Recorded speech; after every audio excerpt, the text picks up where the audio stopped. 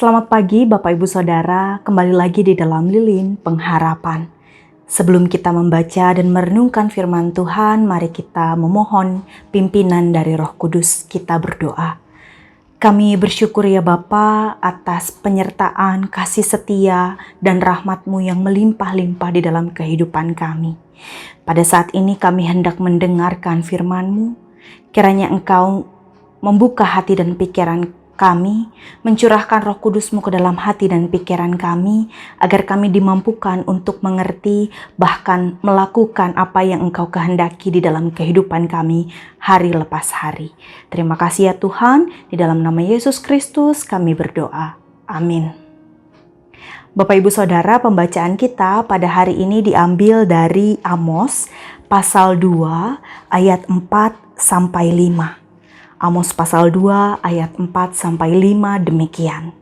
Beginilah firman Tuhan, karena 3 perbuatan jahat Yehuda bahkan 4, aku tidak akan menarik kembali keputusanku, oleh karena mereka telah menolak hukum Taurat dan tidak berpegang pada ketetapan-ketetapannya, tetapi disesatkan oleh dewa-dewa kebohongannya yang diikuti oleh nenek moyangnya. Aku akan melepas api ke dalam Yehuda sehingga puri Yerusalem dimakan habis. Demikianlah pembacaan Alkitab kita.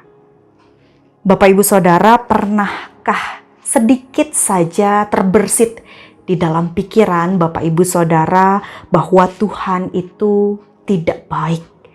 Tuhan itu begitu jauh. Tuhan itu tidak menyayangi saya. Dan Tuhan pergi daripada saya. Saya pernah, Bapak Ibu Saudara, ketika permasalahan hidup bertubi-tubi, kondisi keluarga yang tidak kunjung stabil, kuliah, gereja, lingkungan sosial, dan lain sebagainya, membuat saya mempertanyakan, apakah Tuhan jauh? Apakah Tuhan tidak menyayangi saya?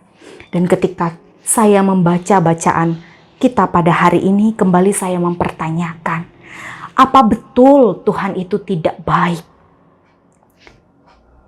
Bacaan kita, yaitu nubuat Nabi Amos, menyebutkan bahwa kenyataan kejahatan Yehuda yang telah menolak hukum Tuhan dan tidak berpegang pada ketetapan-ketetapannya membuat Yehuda akan mendapatkan hukuman dari Tuhan.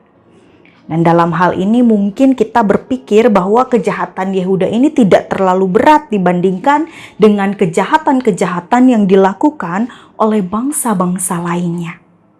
Perbuatan mereka tidak merugikan orang lain. Permasalahannya adalah hanya pada hubungan mereka dengan Tuhan. Tetapi mengapa Tuhan menganggap ini sebagai sebuah dosa yang sangat serius? Bapak Ibu Saudara, setelah direnungkan kembali, ternyata Allah sudah menciptakan standar, kriterianya sendiri kepada umat pilihannya.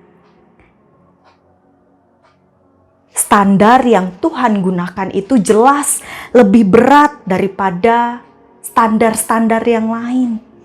Sehingga apa yang dilakukan oleh Yehuda sudah merupakan dosa yang sangat serius di hadapan Tuhan. Umat Israel adalah umat pilihan Allah. Begitupun kita.